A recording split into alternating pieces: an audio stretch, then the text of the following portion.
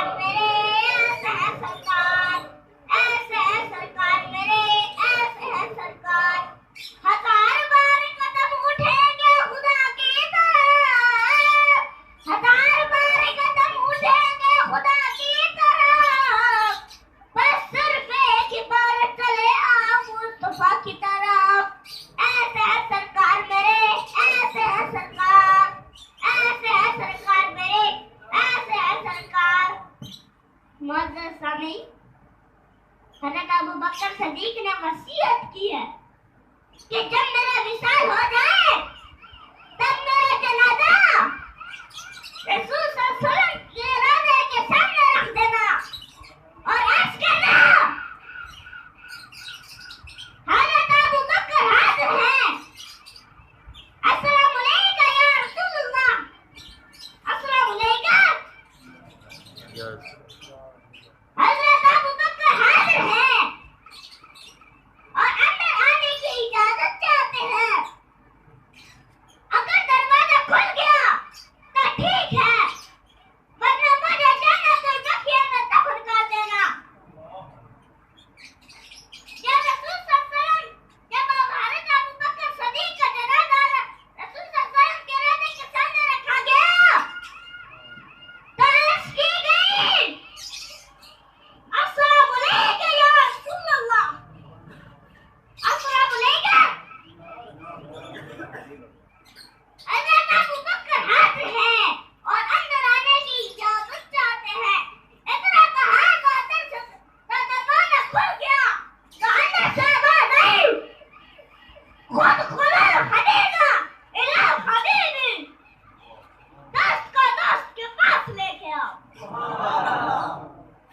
खुद खुला हदीका इला हबीबी, दोस्त को दोस्त के पास लेके आओ।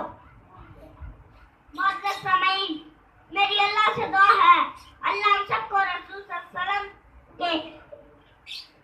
अलैहि वसल्लम के रोज़े के दरदार करे और हमारे दिलों को मदीना बनाए, और हमारे दिलों को मदीना बनाए। मैं इस अल्फाज से अपने उम्र को समेटता चलूं। ऐ इश्क़ नबी मेरे दिल में भी समा